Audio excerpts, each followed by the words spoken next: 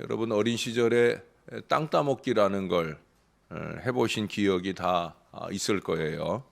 일정한 공간을 만들어 놓고 모퉁이마다 자기의 땅을 조금 한 뼘 정도 그런 땅을 공통적으로 다 갖고, 그리고 이제 자기의 그 공간에서 공깃돌을 세 번에 걸쳐서 한 번, 두 번, 세 번으로 해서 자기 땅에 무사히 들어오게 되면 그 사이에 있는 금을 지우고 그 땅이 이제 자기의 땅이 되는 거예요. 그래서 한 번씩 돌아가면서 그렇게 땅을 점점 넓혀가게 되어집니다. 그리고 이제 점점 땅이 넓혀지다 이제 서로의 땅이 가까이 오면 이제 먼저 상대방 땅을 향해서 똑같이 공기를 세 번, 공깃돌을 쳐가지고 그 땅을 결국 자기의 땅으로까지 차지하게 되어집니다.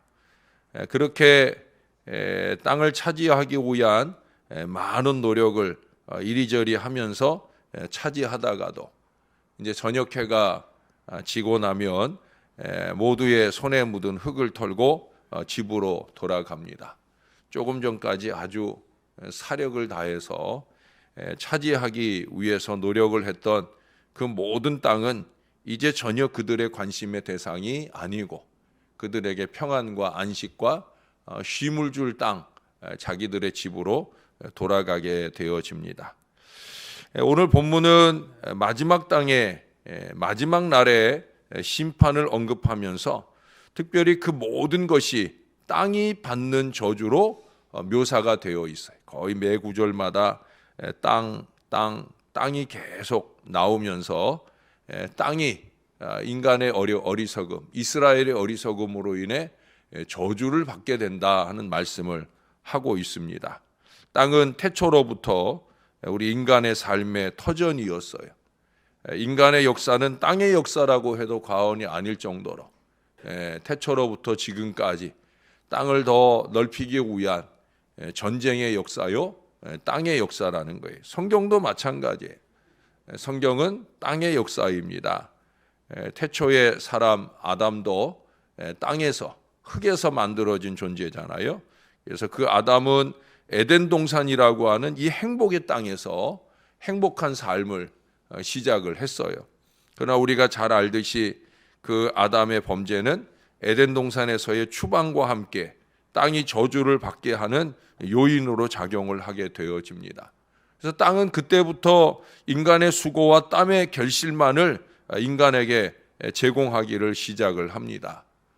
노아는 홍수 후에 땅을 찾아서 까마귀도 보내고 비둘기도 보내기도 하잖아요. 땅을 떠난 그 1년 세월이 너무나도 길게 느껴졌던 거예요. 안전의 보장인 방주 안에 있었지만 땅에 대한 그리움을 벗어낼 수가 없다는 거예요. 그게 인간입니다. 땅을 밟고 살아야 하는 인간의 본성이 강력하게 그의 마음에 작용했다는 거죠. 그러나 하나님께서 방주를 닫아 덮어주셨던 것처럼 이제 그 방주를 여시기까지 그는 기다립니다. 왜 그랬을까요?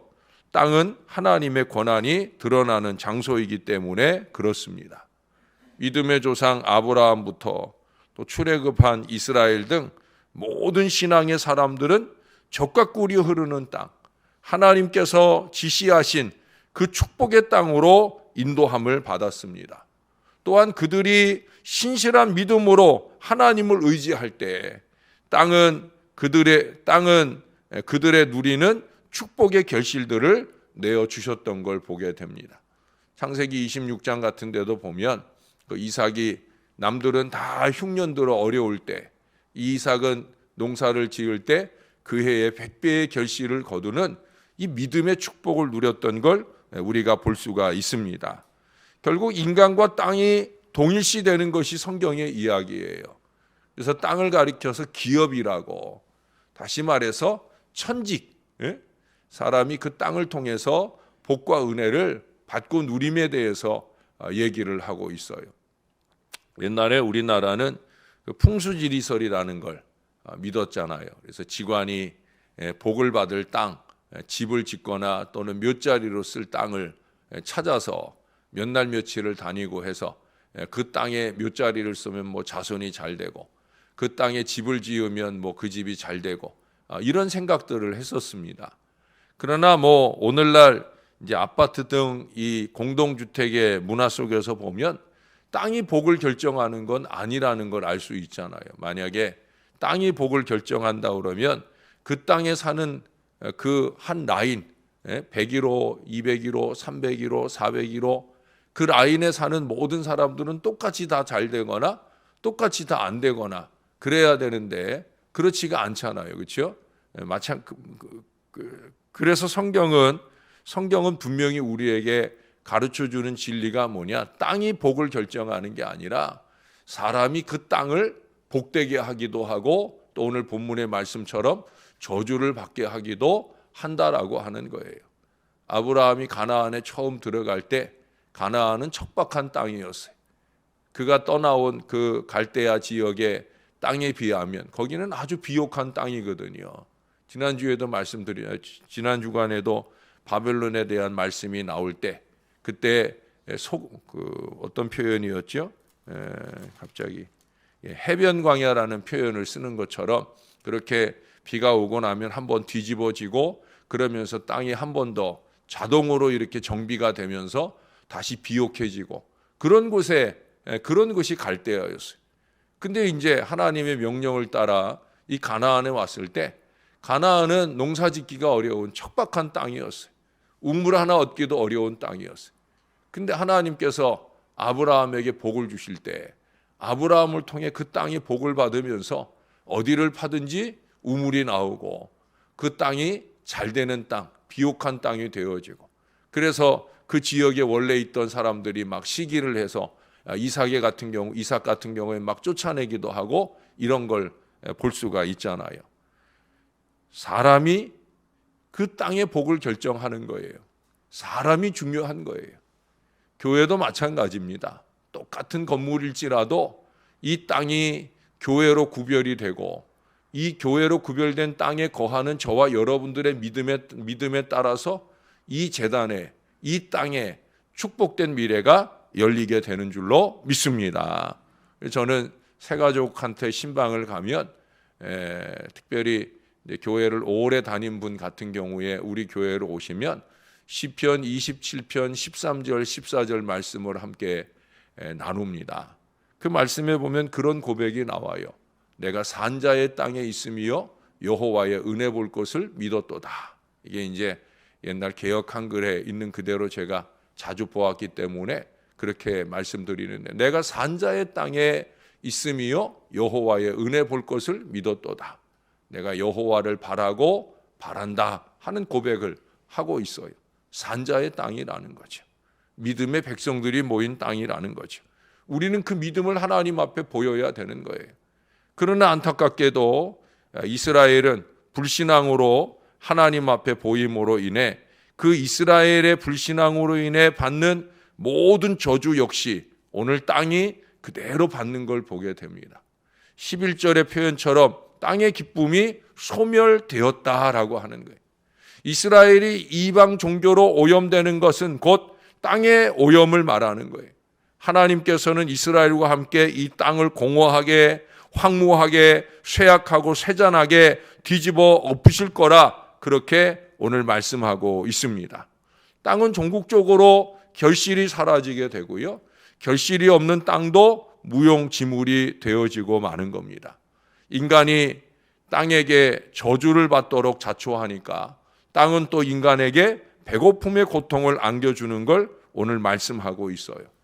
땅은 곧 인간입니다. 인간은 흙에서 만들어진 존재이기 때문입니다. 여러분, 아담이라고 하는 말, 아담의 어원이 암이에요. 암이라고 하는 말은 뭐냐면 흙이라는 말이에요. 흙, 땅에서 아담, 인간이 만들어졌다는 거죠.